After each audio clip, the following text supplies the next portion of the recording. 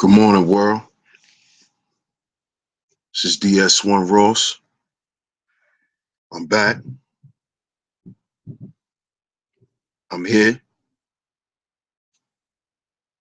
And it's a great morning. Here with a great topic. You know, some more information for the family. You know, thanks for tuning in. Sheep Stay Sleep Live. You know, Sheep Stay Sleep Podcast. Whatever y'all want to name it, but Sheep Stay Sleep Live. Shout out to all y'all who've been showing me support. It's been greatly appreciated. You know, shout out to all the subscribers, all the viewers. Shout out to the whole family, you know. But I'm here today, this morning,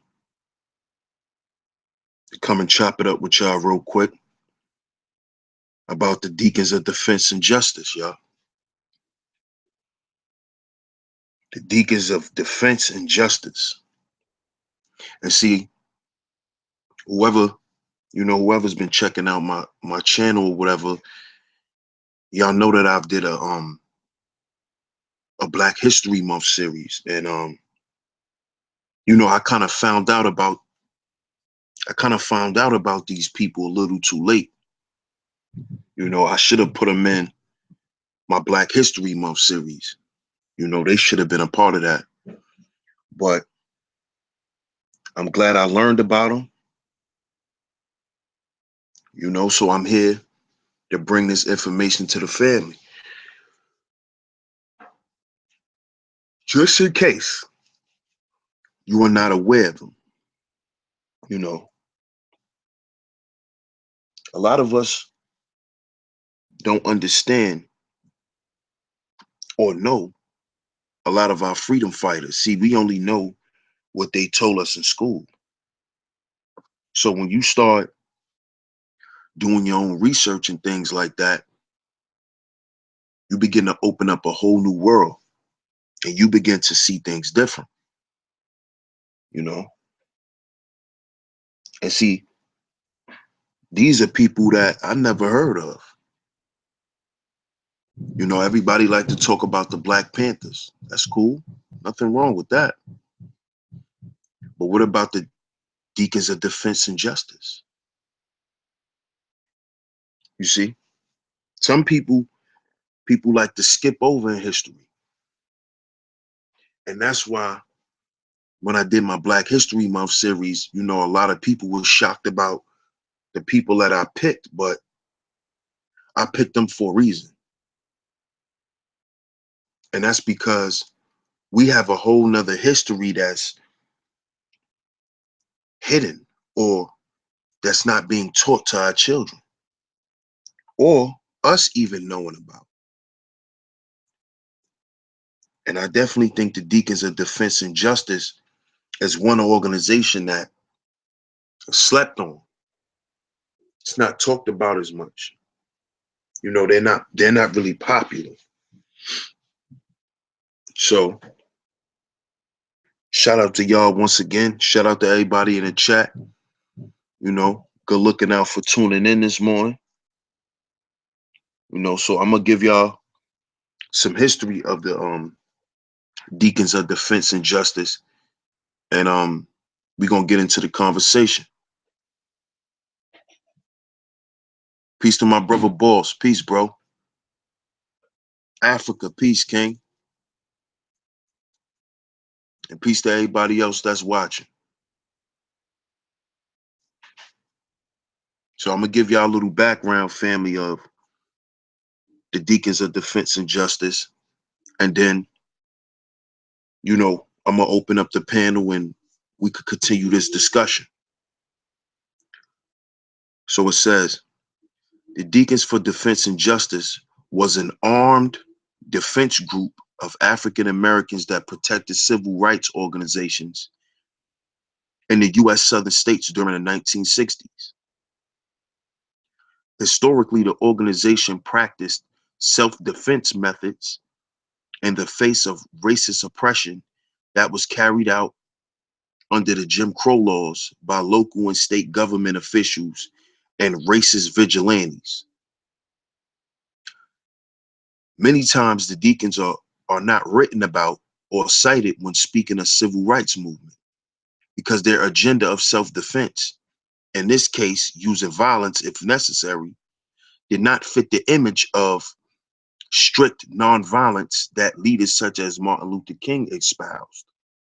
So just in that paragraph right there, family, it's telling us that there's not a lot of information out here about this organization because they were willing to be violent if necessary. They were willing to stand up and to fight and even to kill to protect their people. And see, that didn't sit right with brothers like Martin Luther King because he wanted a nonviolent revolution. But see, this organization, the Deacons for Justice and Defense, for defense and justice rather, they understood that there is no revolution without violence. They understood that. They understood that their role was to protect these people. But you had some leaders who were against these people. And this is why, you know, you don't hear about them as much as you hear about other organizations.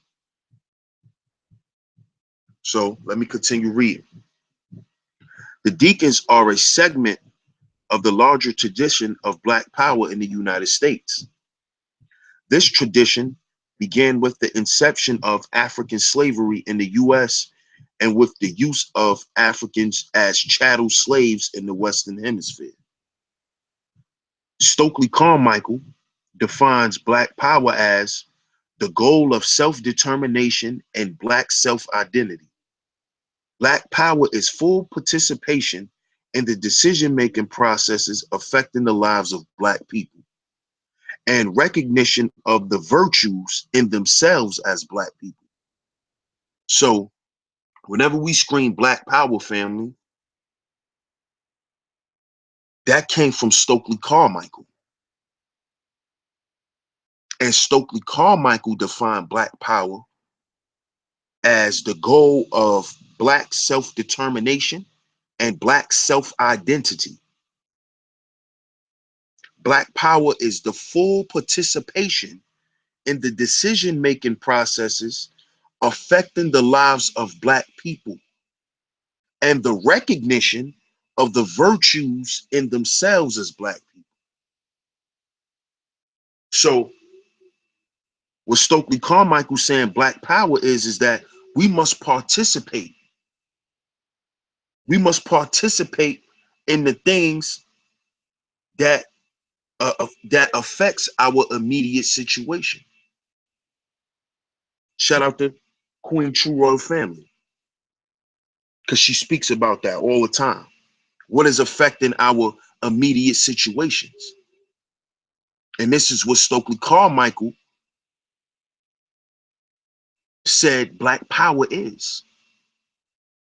And also, we must recognize the virtues in ourselves as Black people. So, as you can see, the Deacons were part of what we call Black power. What we deem to be Black power, they embodied that because they participated. You see, they were the ones protecting the civil rights leaders in these southern states. And see, in the southern states are nothing but Klan states. So these brothers was the security, and they weren't violent. They only got violent when it was necessary.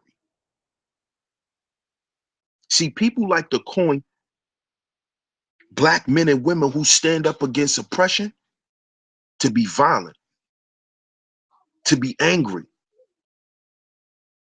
But as you can see,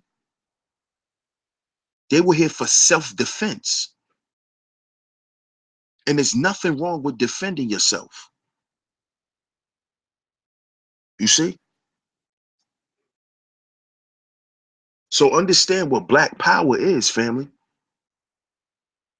Understand what it is. It's not something you just say.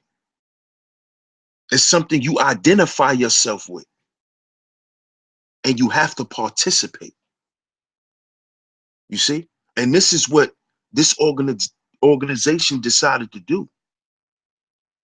They decided to stand up and defend the political people who was standing on the front line to speak for them. They decided to protect them. You see? I'm going to keep reading.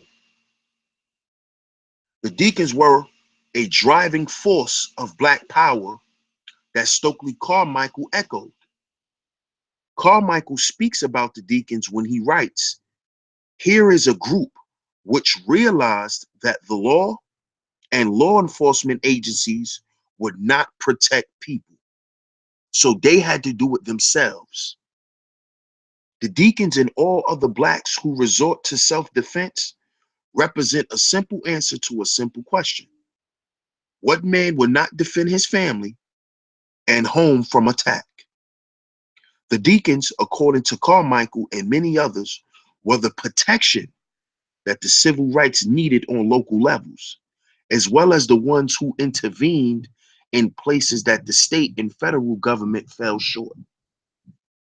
So as I said, and as y'all can see, the man who coined the term black power, which is very important because a lot of us don't know who coined the term black power. The brother who coined the term black power spoke very highly of this organization. Very, very highly. So we must understand how important this group was. You see? See, they stood up and protected the people because they knew that law enforcement was not in favor for them. They knew that the law enforcement agencies would not represent them in any form or fashion. So these were the brothers and sisters who stepped up and defended these people who were under attack, who were under oppression.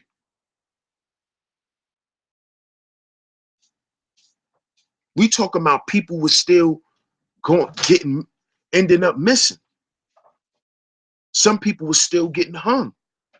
People's houses were getting burned down, burning crosses on their lawns. This was the organization of people who were to come to people's aid, to make sure that a household was safe.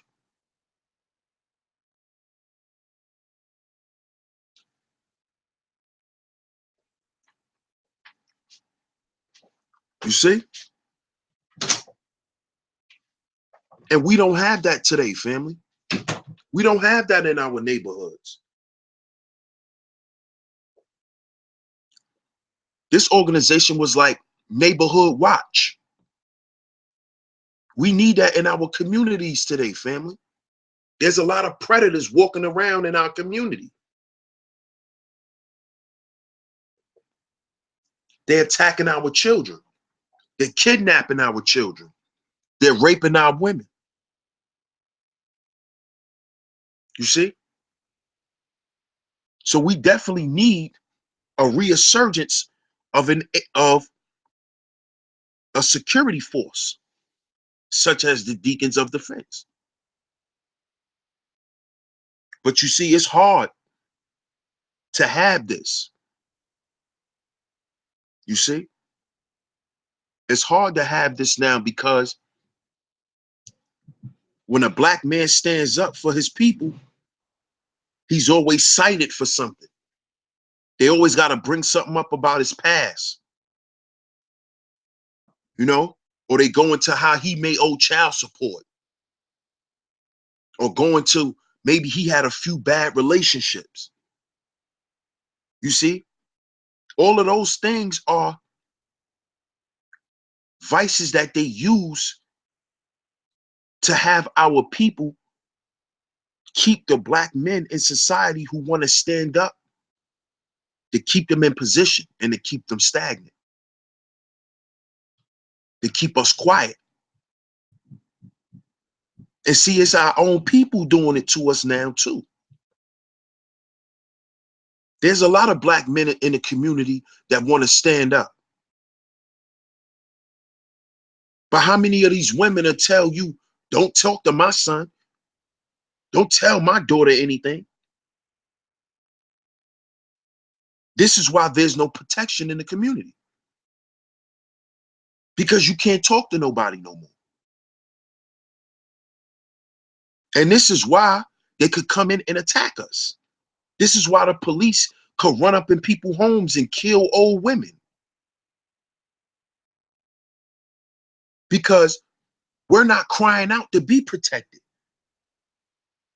We call the police,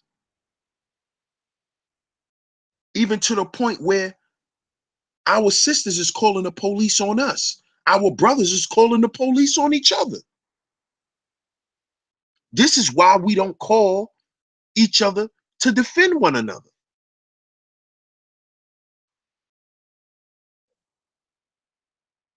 You see? And we have to understand this. This is why you don't have a resurgence of a protection force. Everybody like to say, you know, it might have to go to another level.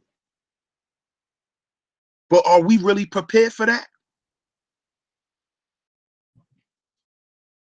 Are we willing to let people stand up and protect us? And I'm talking about people that look like us. Because see, I notice with some people, with a lot of people, when a Caucasian police officer deal with them, they're very, very cordial. But let a melanated police officer come and talk to them, they want to get erratic and get out of control and start calling them sellouts and all types of stuff. So imagine if the Deacons of Defense was around nowadays. How will we receive these people? Will we allow them to defend us?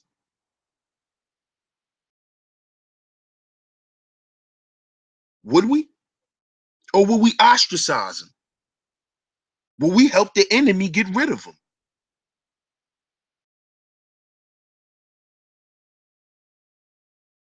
You see, because one thing I noticed just reading history, I noticed that our people back then, they united behind the struggle. They united and banded together behind oppression. We don't do that anymore. We don't say we all in the same predicament. We all under the same oppression and band under that. We don't do that anymore. And this is why no one's here to protect us. Why you want to protect a bunch of disorganized people, dysfunctional people? We killing our own leaders now. Whenever we see somebody that want to step up and lead, we ostracize them. We leave them out there in the cold. We don't protect them.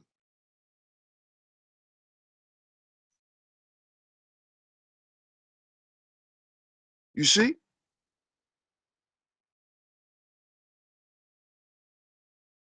So we got to understand how important the Deacons of Defense was. How they really, really stood up and did something that nobody was doing. And the person who coined the term Black Power spoke highly of them.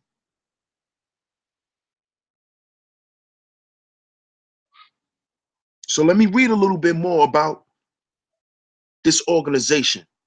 Let me give y'all some more background information.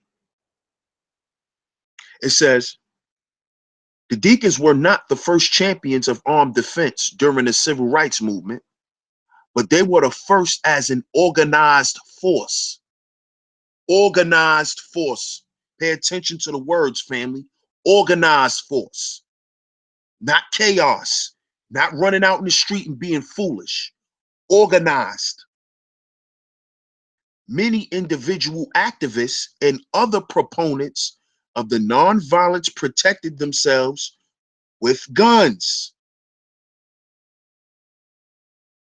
Fannie Lou Hamer, the eloquently blunt Mississippi militant who outraged Lyndon B. Johnson at the 1964 Democratic Convention, confessed that she kept several loaded guns under her bed.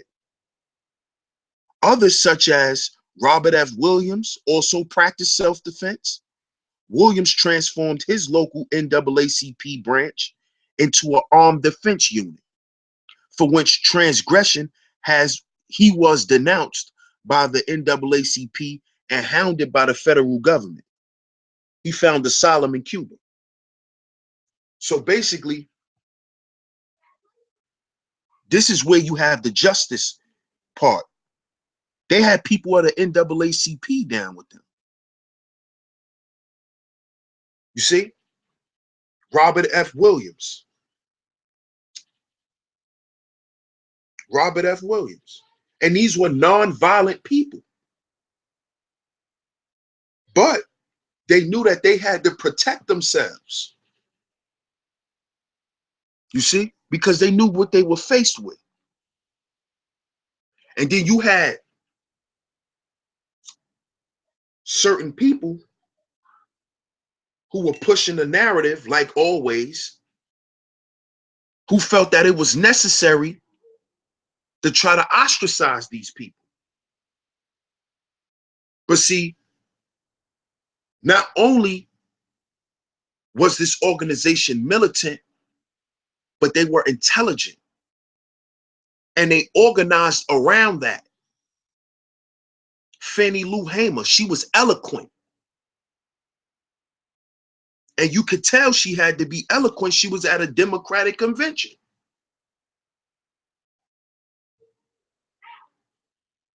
Speaking on the behalf of her people. Robert F. Williams. He ran a local branch of the NAACP. And he turned it into a self-defense unit. So that also goes to show that we need to take part in politics.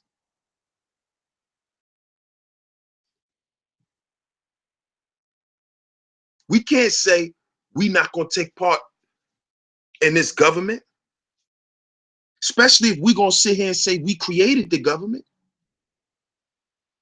And based off the definition of Black Power, you have to participate. You have to participate and deal with the daily things that affect us. You have to be part of that decision-making process. So that's politics. That's local politics. That's what that represents. The decision-making processes that affect us every day is local politics. So these people also took part in politics. So they knew the law. They understood the law. These weren't foolish, angry, reactionary people.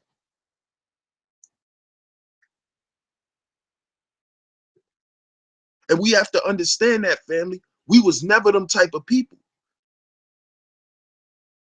All of the revolts were organized. They were strategic. Just go back in history and look. We were not a savage people. Everything we did was strategized. It was thought out. It was planned. Stop talking about doing reckless acts, because that's not Black power. That's foolishness. You see? That's terrorism. You see? We can't do that. And when you look at history, we didn't do that back in history.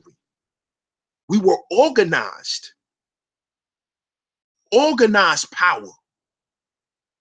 Organized force. So let's stop saying, oh, we don't need to deal with this government. Yes, we do. We need to deal with our local politics. If you screaming Black power, because you have to be part of the decision-making process of what Black people got to deal with every day.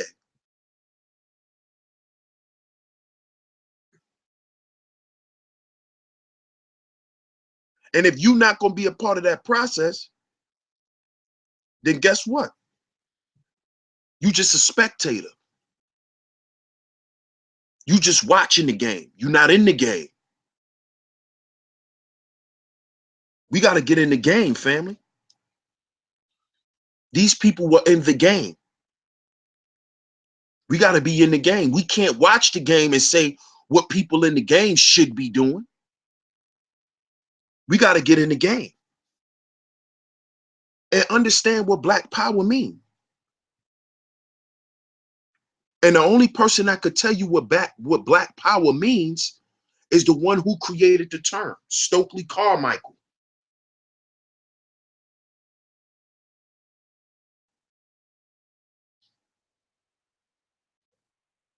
So we have to get into local politics, y'all. If we're going to organize correctly.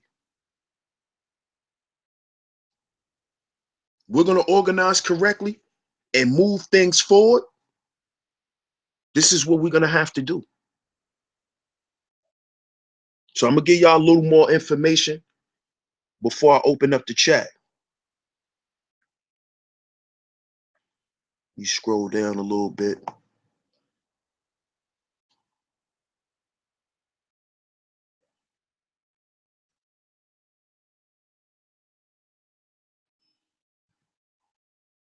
It says, the Deacons were instrumental in many campaigns led by the civil rights movement. A good example is June 1966 March Against Fear, which went from Memphis, Tennessee to Jackson, Mississippi. The March Against Fear signified a shift in character, in power in the Southern civil rights movement, and was an event in which the Deacons participated. So, in 1966, they had a March Against Fear. Listen to what they were marching against. Fear. What do they promote to our people every day? They promote fear. You see?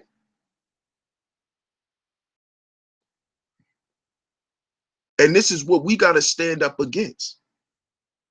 Fear. You see, they're not marching for equal rights. They were marching against things that they knew that they were putting on the people in society. You see? They marched to show their people that they weren't afraid. And that their minds was in a place of power. You see, the march against fear signified a shift in character. You see, it signified a shift in character. What are our marches signifying now? What do these marches signify now? Nothing. It's like get-togethers. These people had a purpose. They knew their purpose. And see, that's what we have to regain. And see, I don't think we have a purpose because we lost the definition of Black power. And what Black power truly is. Because if you understand that you're going to be a part of the decision-making process of what affects Black people every day, you cannot be afraid, because you may lose your life, you may lose your family, you may lose everybody in doing this. And this is why they marched against fear. So people could stop being afraid and start being empowered. So we could stop the passive aggressiveness and become empowered and start standing tall. And this is what the Deacons of Defense and Justice represented. And I think we need a resurgence of this. We need a resurgence of this mentality.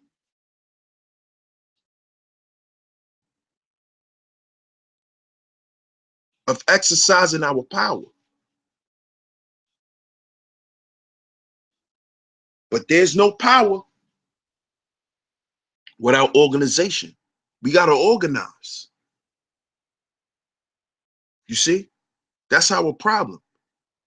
We can't unify without organization. We have to organize.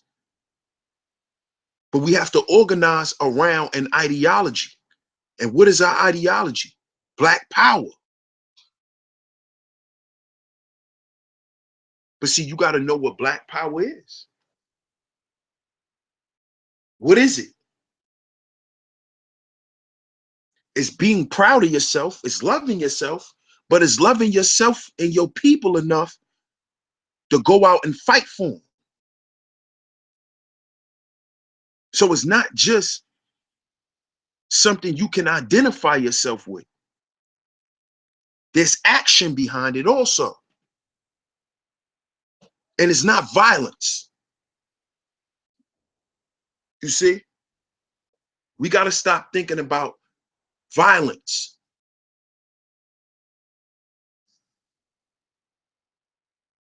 Because it's not about that.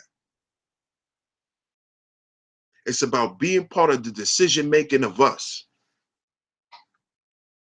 So shout out to everybody, man. Shout out to everybody in the chat right now that's showing love this morning. You know, good morning to everybody once again. I'm going to put the link out there in the chat. Y'all come through and y'all want to chop it up about this topic? Y'all can. You know, good morning once again to everybody. Good afternoon, Jade. Shout out to London. London is in the building. London is in the building. Good afternoon.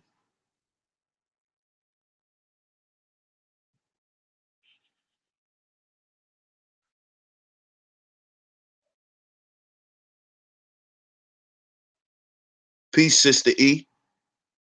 JT, peace, brother.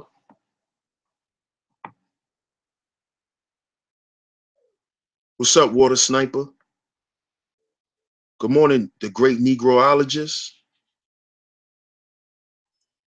Peace to Sixth Dynasty. Shout out to everybody. I put the link out there. Peace to Brother Rob. Good morning, bro. Peace to Maxine Winfield. I see somebody came through. Peace, peace. Peace, Sister Right, J. Good DS1. afternoon. Morning. Well, it's morning for you. Yeah. Shout out to What's the Monday. topic? The topic is about the Deacons of Defense and Justice. In terms of what the history or like what we need to do now? Well, a little bit of both. I'm basically, letting the family know who were the Deacons of Defense and Justice, because a lot of people don't know who they were and what they did and how, we need a resurgence of something like this today. Oh, that was with Robert Because, F. Williams, right? yeah, Yeah. Robert F. Williams, Fannie Lou Hamer, definitely. Yeah, So, I mean, we've been needing that for ages. It's never been a thing of we need it for a certain time and then we don't need it anymore. Because peace, boss. Can you mute yourself, peace, bro? boss. Echo. Oh, I got you. Hold on, y'all. What up, Jay? SAS. Peace, boss.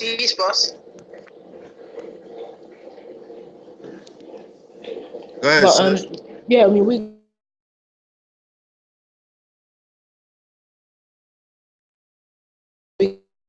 God knows how. So this is something that we've constantly been needing, but we just haven't. I think we've become discouraged because everything that we did got thwarted. So we had like the Panther Party. You had all different kinds of groups, and everything got ruined. So it just kind of discouraged us from doing anything. But this is something that's been necessary since day one. So I think we've been so like beat down. Everything that gets ruined. I mean, it's like imagine that every time that you reach the glass ceiling, you just have to fall back down, and eventually you don't bother trying again because you just know what the end result is. I mean, it's basic stuff, but there's just so much that goes into it. A lot of drama that happens over the time, infighting. We just kind of want to avoid it, but when we're avoiding it, we have situations like this that happen. Right. I agree with you, because I do feel like people don't have that in them anymore in society. A lot of people don't. A lot of people feel like there's nothing to fight for. It is what it is. A lot of people are living with that mentality, you know, but I really don't rock with that because those are the same people that if something actually happens, they're going to run to the people who've been telling them to do this. We need to do that. We need to do this. We need to do that. So I noticed that when black people asses is up shit's creek, then we want to run to the people who've been giving them the messages. It's like in the Bible stories. God sent the people messengers to let them know plagues was coming. Things were coming their way. And they ignored the messenger. So then when the plagues hit and the messenger was gone, the people ran to look to try to get the message again. Oh, what's gonna happen now? What do we do? But the messenger is gone now. And God sends them another messenger or another prophet, And that kind of shows what happens to us, to black people. We're constantly being warned. Generation after generation after generation, there's always a sector of black people who spoke on our behalf, who told us the things we needed to focus on. Prophecies, and told us what was coming down the pipeline. But we ignored them. And then when the shit actually hit, now you running looking for the person who was telling you about it, who was standing on the front line defending you. Now those people are gone. Now something else happens and then we look for those people again. So when do you think that's gonna stop? I think it's gonna stop when basically, I mean, here's the thing: it's a life or death situation now, but like when it's, when the pressure's really up, like when it's literally we have no other option, only then are we gonna get it together. Other than that, like when we still have a bit of room to breathe, we're gonna keep on doing it until we literally have no other choice. That's just my opinion. But I've got to go because I'm on my lunch break and I'm just about to end up. All right, thanks a lot, But Jay. I'll be listening in. No worries, I'm gonna be listening in. I'll be in the chat. Okay. And yeah, I definitely agree with that. I really feel like this is my idea. I really feel like it's very, very important until the dollar crash. Once we see our money is not worth shit anymore, and all that working and all of that you thought was important, once society deemed that shit no longer important, then I think we're gonna be looking to band together. So once that dollar crash, if it crash, that's when I think we're gonna get it right, family. Boss, peace, King.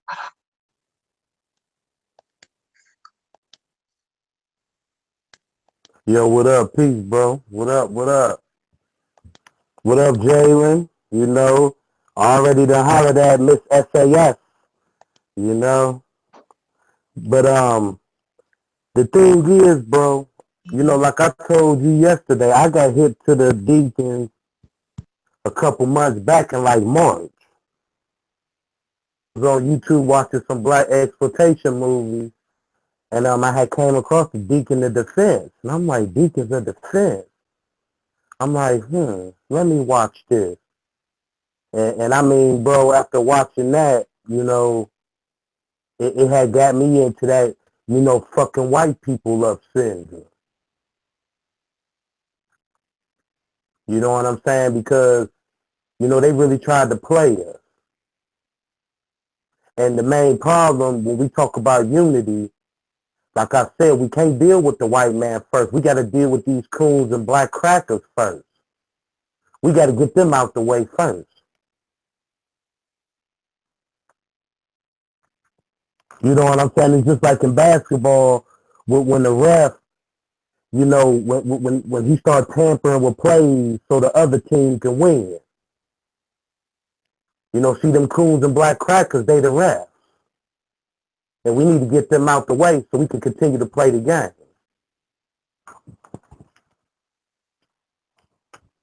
That's where I'm coming from. And, it really pisses me off, too, and I'm going to put it out there, that all of a sudden, me being a 36-year-old man, now I'm hearing that Dr. King was a coon. Malcolm X was a coon. The same people that fought for us, that died for us. So when I hear people talk about Dr. King being a coon and Malcolm being a coon, and, the big question I got to ask, so was Dr. King's ass whooping in vacations to the county, was those staged? Is that what I'm being told?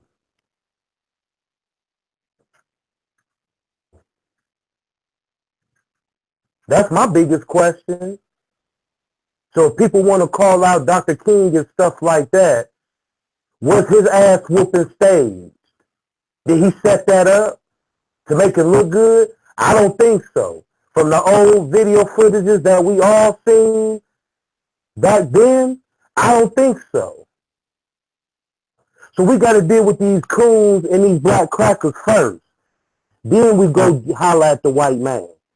But we can't take him out because it's always going to be the black crackers and the coons. They're going to be there to take up for him. They're going to be there to run back and tell them our plan.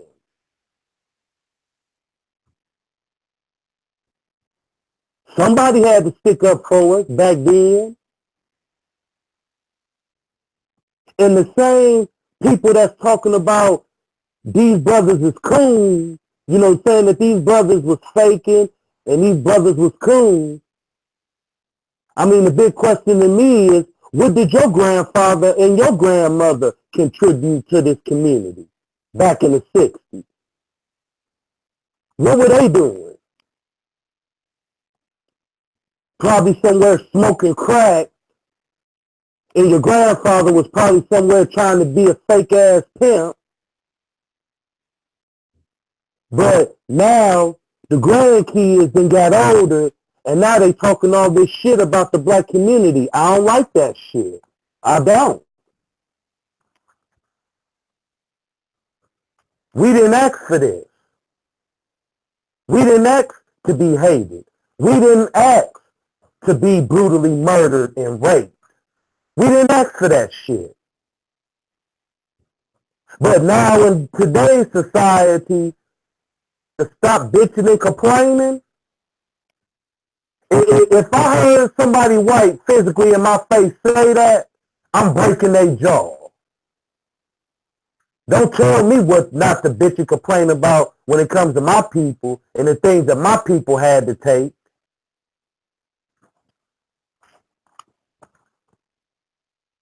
The Deacons of Defense, because they wasn't scared.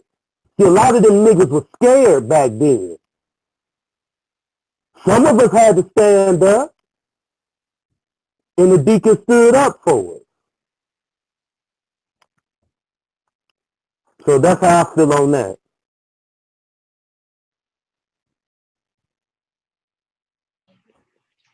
That's a fact, bro. That's a fact. And as you could see, you know, you had a lot of people who didn't want, you know, a lot of leaders or a lot of black people who dealt with politics back then. They didn't want the Deacons of Defense around them because they was trying to push this non-violent movement. And those brothers wasn't violent at all. You know, it's just that they protected themselves at all costs. You see? See, I noticed in America, when black men and women decide to defend themselves, it's a form of aggression. But when they decide to defend themselves, they're protecting their lives. You see? And what happened was over time, we started to think that that's what we were doing, that we need them to protect us. And if we decide to stand up and protect ourselves, then, you know, we're radical. And there's a lot of black people today that have that same mindset. But then they turn around and cry when another little boy get murdered, like Trayvon Martin. See, if we had a Deacons of Defense, you see a lot of that shit would have stopped. It would have stopped after Trayvon. It would have stopped after Tamir Rice, Oscar Grant. Then we wouldn't have had a Kai Gurley. You know? We wouldn't have had these other people being killed by police officers. Because we had an organized force that was there to stand up for us and to protect us. Because these guys wasn't just security. They had intelligence also. Look up Fannie Lou Hamer, black woman, highly intelligent. But she also let it be known, I'm gonna protect myself at all costs. So you're right, bro. There was a lot of scared people, man. JT, what up, bro?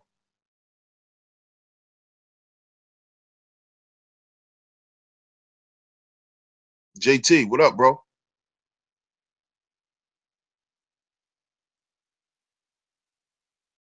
Jalen, what's up, man? What's up, little bro? Not much. Oh yeah, we gotta deal with these swirlers too.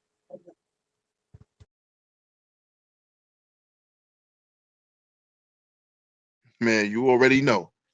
You already know. So definitely, man, the Deacons of Defense and Justice is something that was important back then. We definitely need it now. You know, look how many black politicians or just black people that's in politics, period. Look at what they do to us. Look at what Ken Thompson did. Look at what they do. Look at Ben Carson, Jesse Jackson, Al Sharpton. You see, back then, you didn't have too much of that because if you felt like being for your people, you had people that would stand behind you. See, now I think, you know, like the brother was talking about, he was saying that just like back then, is now people are scared. So a lot of these black men and women that's entering into these positions, they're afraid. They're afraid to say how they really feel about a situation because they don't want to be chastised. They don't want to lose nothing. You see? But back then, we had an organization that protected black politicians. You know? They walked hand in hand, side by side. They showed up to court. And I think we need that now, man. I really think we do. It's necessary. Because who's there to protect us? The police don't protect us. Just like back then.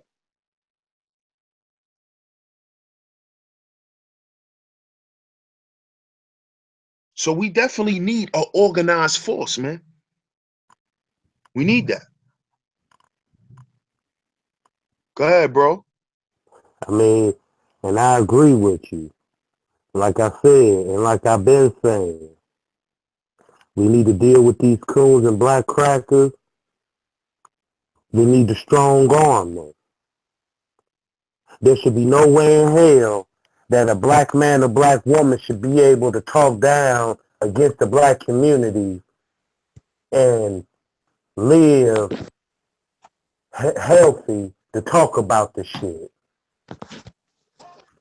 We need You to deal know, with these. we got to get We them got out. also we gotta deal with these self-hating swirlers too. Bro, that, you know what I'm saying, Jalen, that all mixed in with coons and black crackers. You got to deal with them. Forcefully, aggressively. Stephen A. Smith, he should be walking around here without no missing teeth or no black eyes for the shit that he said. And then these scary ass black folks, these scary ass niggas, you know what I'm saying? They only, you know, haven't got the message yet. The white man has simply sent the message to all of us. Okay, you can come work for me. Okay, cool, that's cool. Say what you want to say against your black community. But guess what? I'm going to fire your ass less than a week or two later. So you working for me and talking against your own people, you're not flattering me. Because I'm going to fire your ass later. We got to deal with these crackers and coons because we can't have conversations. We can't organize with every black folk. Because every black folk ain't our kin folk like y'all say. And I done heard y'all say. Same black folks, same niggas, are going, they don't have no problem getting in no shootouts with their brother and sister. But when it comes to the motherfucking white boy, oh, they don't rob him. They don't shoot him. They won't beat his ass for having the wrong color on. But we do it to our own.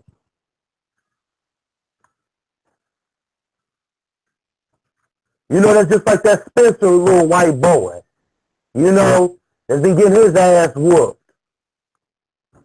You know, me sitting back watching the video, and it joyed me to see white people screaming, fuck white supremacy. That joyed me. Enough is enough. We can't just call out niggas and call them coons and black crackers without doing something to their ass. It should be a penalty to talk against the black community, especially if you're a black man or woman. It should be a penalty.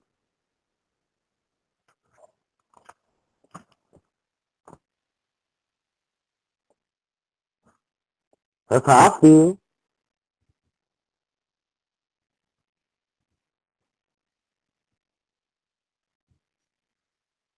JT, want to touch on that? Well, yeah, I'll touch on it a little bit. I think we're in this climate right now that we think everything we had gotten, and it's not true. We have to understand we got to be more vigilant to keep on fighting for our rights. The work still continues. The struggle still go on.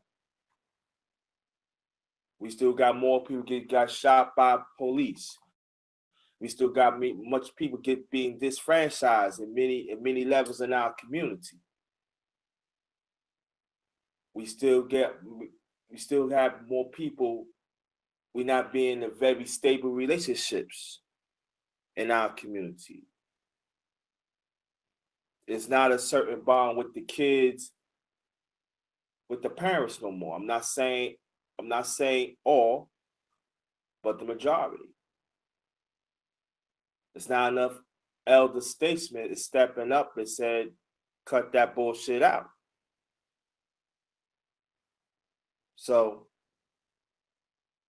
people said, did we make progress? I said a little progress.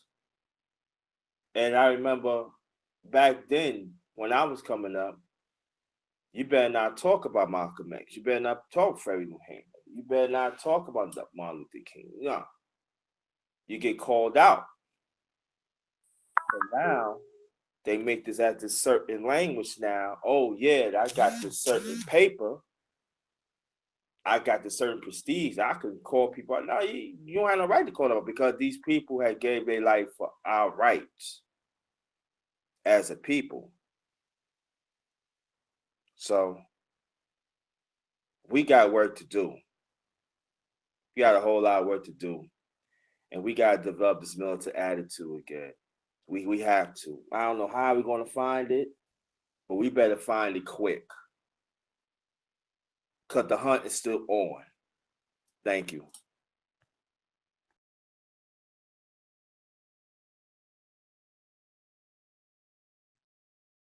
Peace, Uncle Shug. What's up, bro? Peace, bro. I left my earpiece in the house. I'm gonna jump off because it's too goddamn noisy out here. All right, no doubt, bro. Yeah, I thought I had my earpiece with me.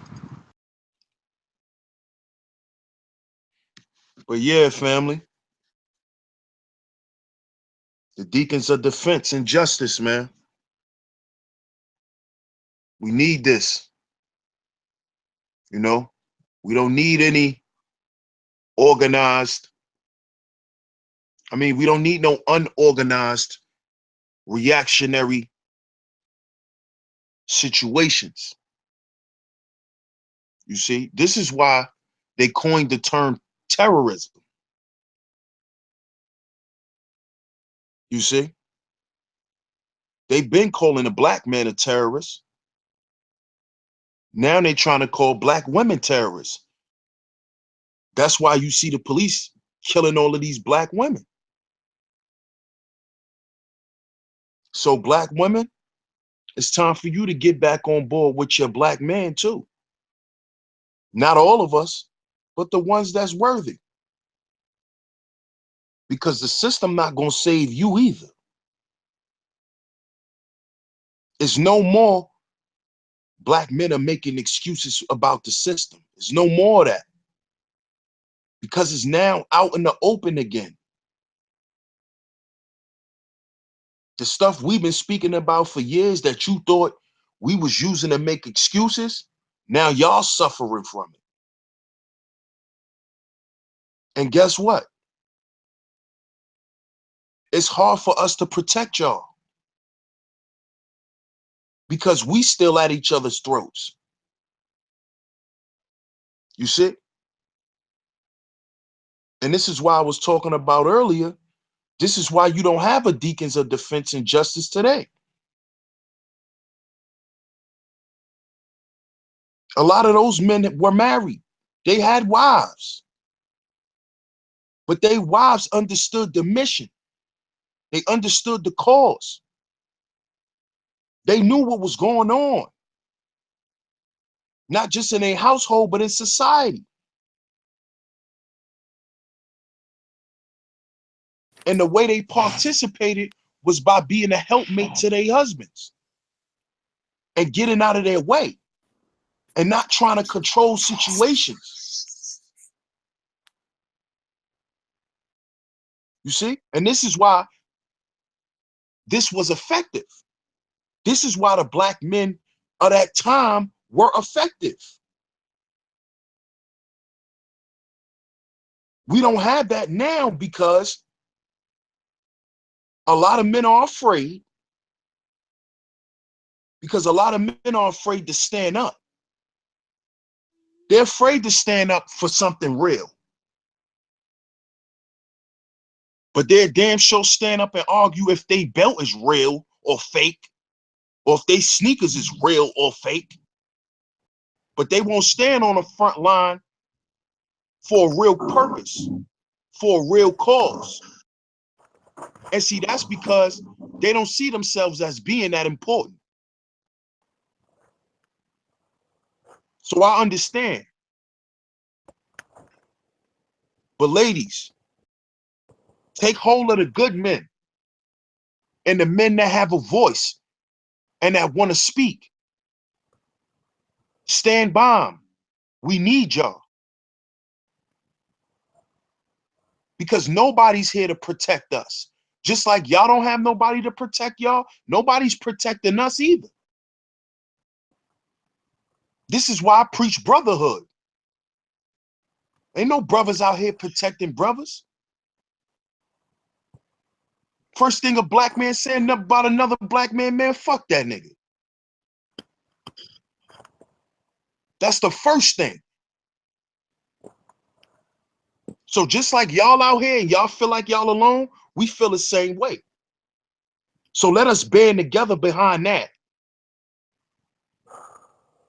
So we could get our households together and then the men could go out in the world and execute. But it's hard for the men to be out in the world executing when he got a troubled home.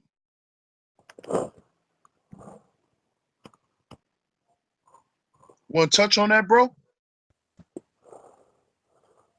I definitely agree with you on that. You know, it's two types of fight that the black man got to worry about. He got to fight that fight on the job, then he got to come home in chaos. Yeah, and boss. What's up, brother? Yeah, we also got boycott that ghetto gaggers stuff. It's destroying black women too, ghetto gaggers. But yeah, some of these one of them swirls like Christian Carolyn types won't call this stuff out.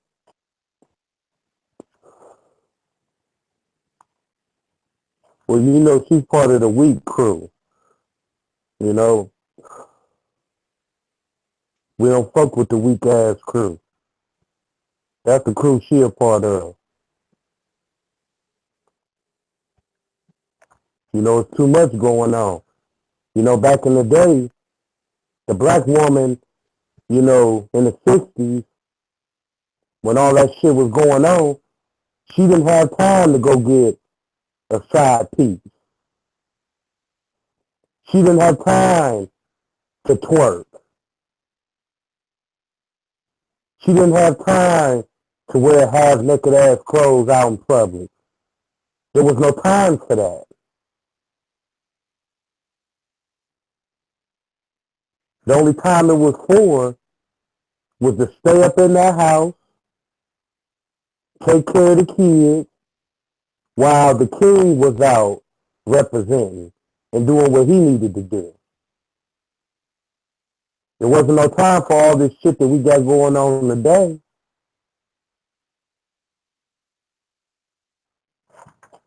You know, I just put up a video on my page earlier, probably like an hour ago, where, you know, the biggest thing now, the white man is crying about these drugs, these overdoses. You know, all of a sudden they come out with a narco pen. But they didn't have that shit back in the 60s when that shit was over here. Hell, half of the soldiers was serving the war doing heroin. But they don't talk about that. So, you know, this white boy, you know, he overdosed. His brother did a live stream this morning on Facebook. He done went through his dead brother's phone and is calling numbers in his brother's phone.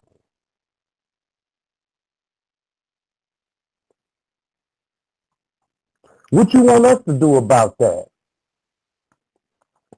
You want to be mad, go take down the army. Go take down the government. Because that shit will be coming over here still to this day. I remember the Reagans and the Bushes and them say, the war on drugs, don't do drugs. But at the same time, they on camera saying that to our fathers and our mothers. At the same time, they preached that they was letting that shit come through here to try to tear down us black folks. But see, just like, you know, us black folks, you know, you could give us a piece of paper and we'll turn something into nothing. And next thing you know, you got a whole gallery. We always been the smart people like that. They brought them drugs over here so we could get on them. And some of us did get on them drugs. Some of us did fall victim to them drugs.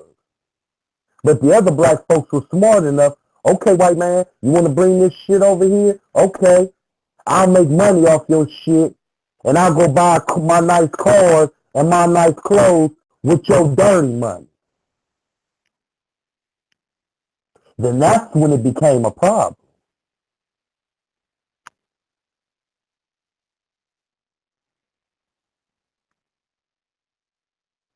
So we got to understand a lot of things was put here for us to fail. Some things did work, some things didn't.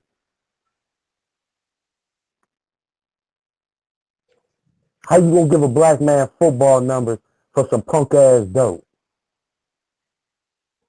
10 years, 15 years, 20 years.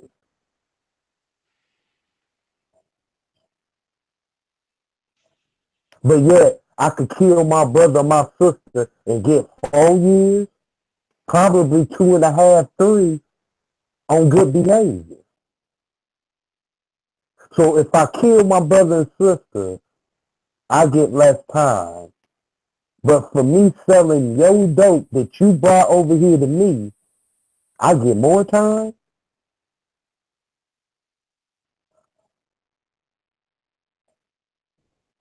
Some bullshit, man. these meth labs and, meth. Us black folks, we weren't thinking about no shit like that. This is all demonic white man shit. You coming up with chemical fucked up ass drugs for your own, because I ain't never seen a black person addicted to no meth, nor did the shit.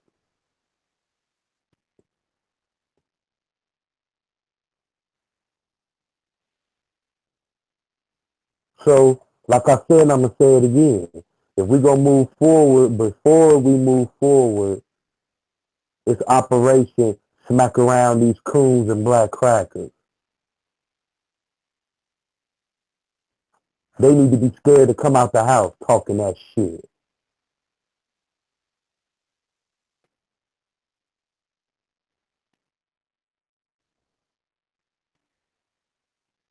So that's what we need to start at. We got to deal with our own first before we got to clean up our own backyard before we try to clean up the next door neighbor.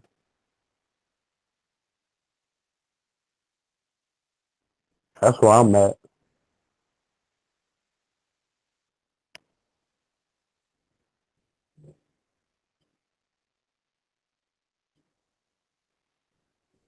I feel you, bro.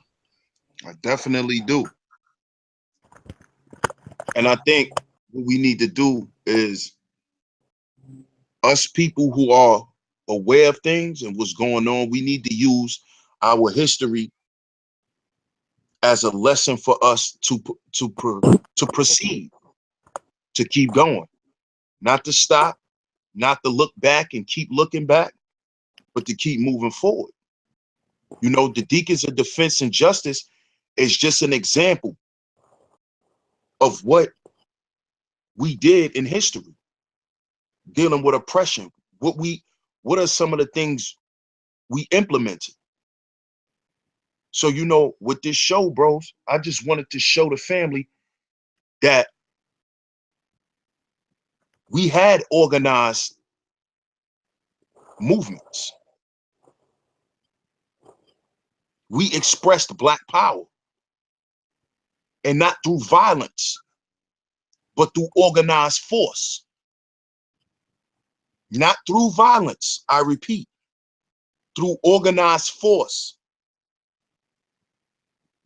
defense, and justice.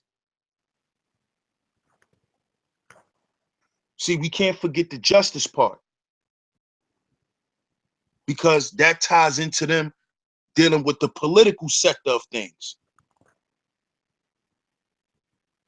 As I read, Fannie Lou Hamer, she made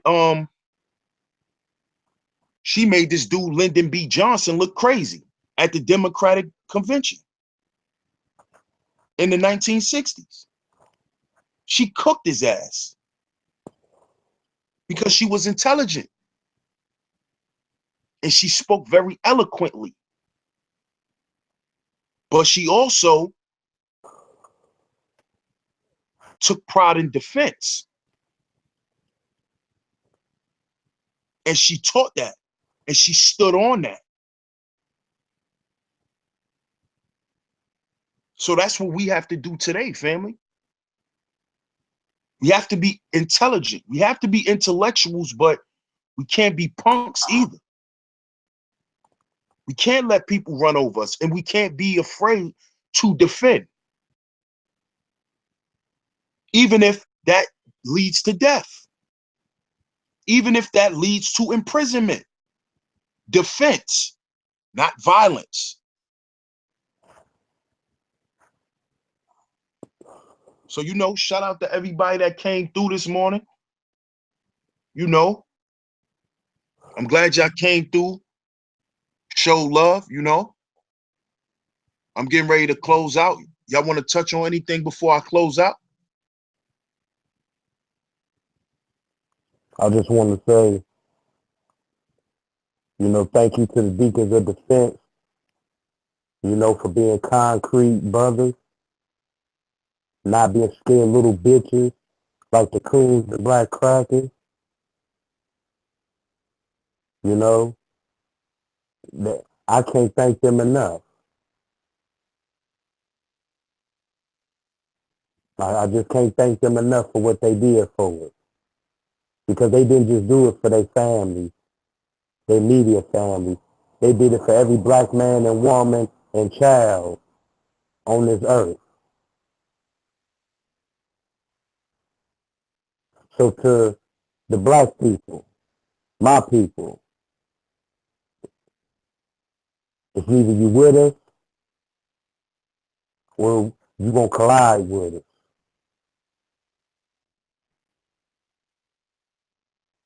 There is no third choice. There is no C choice. It's either one or the other. And if you're running with us, which is A, cool. You want to collide with us, which is B, that's even better.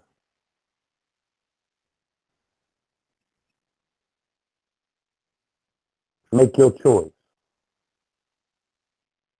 What side you on? Because I know whose side the Deacon of Defenses was on. That's it, bro.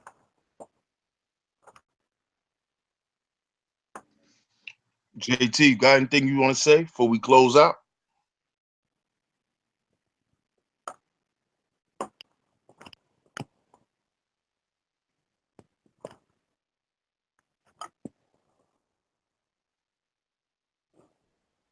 Jalen, got anything you want to say before I close out, bro? No.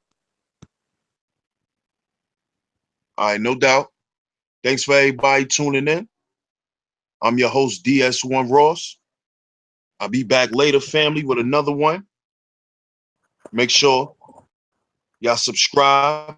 Make sure y'all hit the bell for the future notifications. You know, thanks for tuning in again this morning, family. DS1 Ross, you just tuned in to Sheep Stay Sleep Live podcast. They're out there. Peace.